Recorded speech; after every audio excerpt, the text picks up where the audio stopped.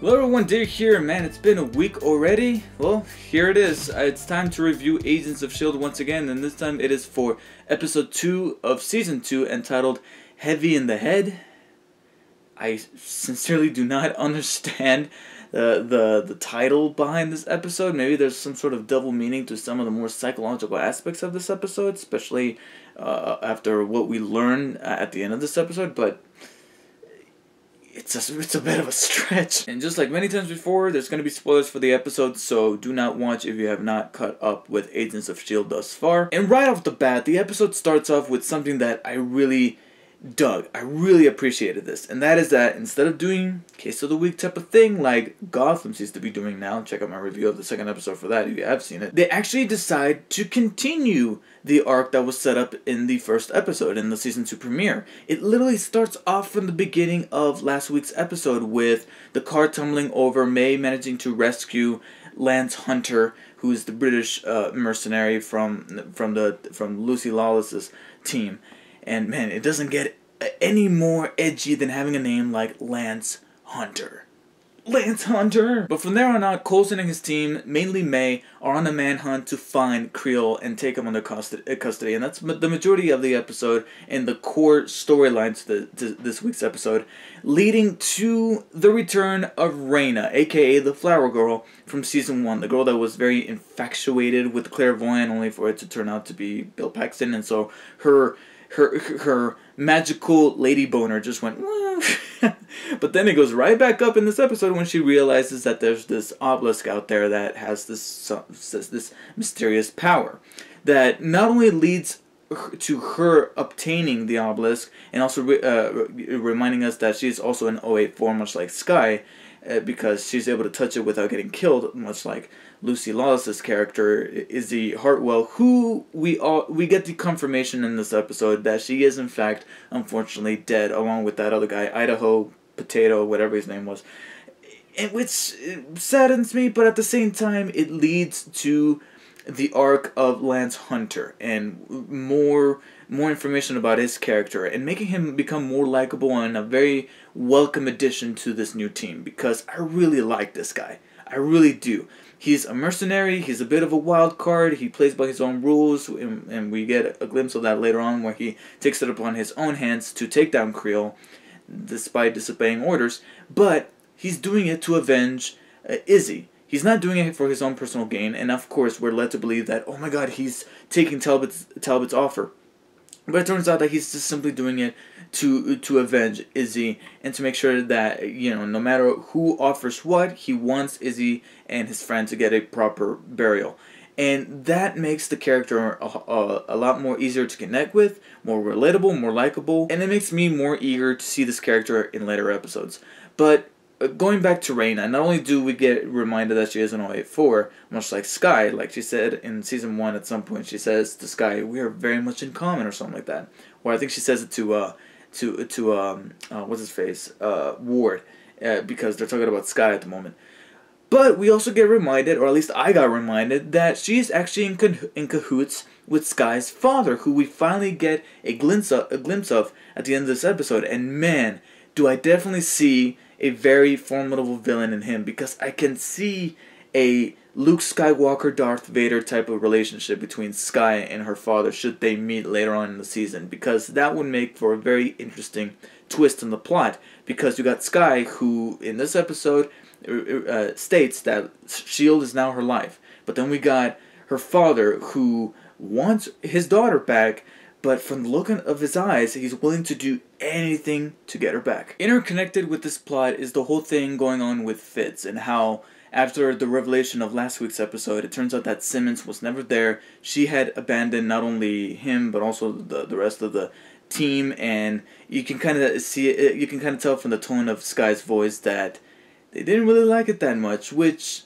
is a little iffy, and I'll get to that in a second in terms of S.H.I.E.L.D., but Fitz is still dealing with his problems, and I gotta admit, that first scene that we see him talking to fake Simmons, not only is it devoid of any sort of weight, because we know for a fact that she's not really there, and we even have shots of him just talking to himself without Simmons actually being there, and it feels more like an excuse to have the actress continue working on the show without her character actually being there. But it just seemed a little too creepy. It felt just a little less sympathetic than the gut punch that was the twist at the end of last week's episode. Here, it just looked kind of eerie having Fitz walking around that lab while other people are trying to work. Fitz just talking to himself and being like, I think it's this, I think it's that. It isn't until, however, that this character Mac, who is this big mechanic type of looking dude, comes in who happens to have some sort of knowledge about some of the things that this works, because they try to kind of squeeze in a reason to have Fitz around despite his mental condition, because that was one of the things that I heard here and there that was kind of unfair about the pilot. One of the few complaints that people had about the pilot, and that is that despite appreciating that twist with Fitz, it's kind of uncomfortable and kind of cruel to have him still sticking around pretending that he has something to do when over here in reality they're actually doing it. And to be fair, that actually is kind of inconsiderate. But it is in this episode where they try to squeeze in a reason by having that character Max say that I know some of these things but I don't know everything and I need somebody else's help, so therefore Fitz. However, it is when the two finally talk to one another, and how Simmons points out that this guy doesn't talk to him the way that everybody else does, like a sociopath. This guy says, "Hey, I'm trying to work with you. If you talk to yourself, that's fine. Let's just get this done." And this actually gets through to Fitz, and I feel like this is progress for Fitz, and for that subplot to hopefully continue and find a resolution, because I really hope that they don't drag this on for too long. It would be nice for a mid-season finale to include Fitz finally telling fake Simmons that, hey, you are not real, and I'm ready to move on. It's a good way to kill off a character without actually killing off a character, because you know that she's somewhere doing God knows what, but she's alive and well. But it would make for a very fitting and appropriate resolution and wrap-up to that subplot. And I think that having Fitz actually talk with another human being and have characters like Sky and May acknowledge it and be like, hey, look, that's nice, is progress in the right direction. And speaking of Sky and May, towards the end of the episode, we get a revelation, but it's more like a reminder, much like with Reyna and Sky's father. We also get reminded that Coulson is not completely right in the head. He is still hiding something from Sky, and that is that he's writing all these weird symbols. And of course, this is a huge interest to Coulson, but he has to keep it on the wraps because he is now director. But Sky still manages to pick it up. Now, my only problem with this reminder at the end, by having Coulson write all these things and May's trying to help him figure out what this all means by documenting it after he has these particular episodes where it's based on the fact that they're calling them episodes. It's like he blacks out, does these things, and then he doesn't remember how he does them, but now he has May to help him out, document them, and trying to figure out what this all means and how it ties into the obelisk, which happens to have those symbols written on them. But my only problem is Sky. Not only do I don't understand how she figured out that, or at least how she's able to deduce that Coulson is hiding something, because so far he's being the director of S.H.I.E.L.D. He's not doing anything that Sky's able to look at and be like, aha, you're hiding something, and not just because you're director of S.H.I.E.L.D. I'm not able to tell, so how is Sky able to tell?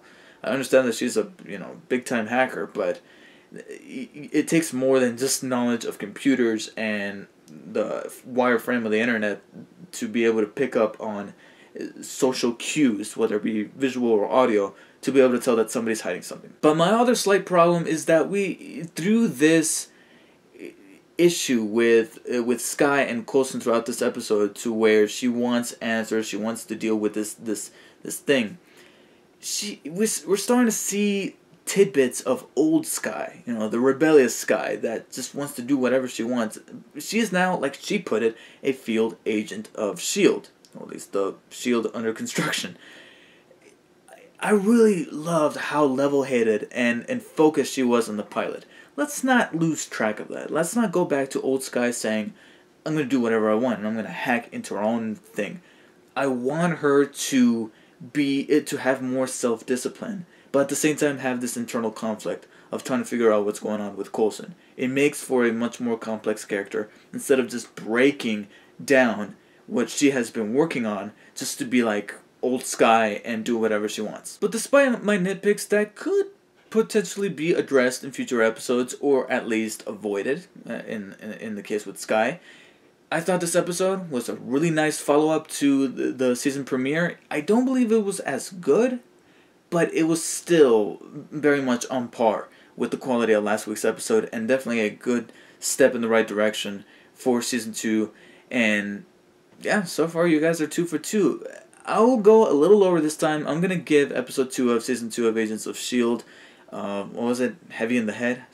Still don't get the title for this episode, but I'm gonna give it an 8 out of 10. But it's a rather high 8 out of 10 that, like I said, serves as a very good follow-up to last week's episode and presents us with questions that the remainder of the season will answer, but keeping it in a fluid narrative that just doesn't feel like a case of the week every single episode, but a much more evenly flowing season that's all tied together and feels much more cohesive, with bringing new additions such as the character of Lance Hunter, as well as bringing back older ones that will hopefully add wrinkles into the plot that will make for a very interesting season. So let me know what you guys thought of the second episode for season 2 of Agents of S.H.I.E.L.D. Did you think that it was worse or better than the season 2 premiere? And what do you think is going to happen next? And are you going to be sticking with the show? So thank you guys for watching, and I'll see you guys next week.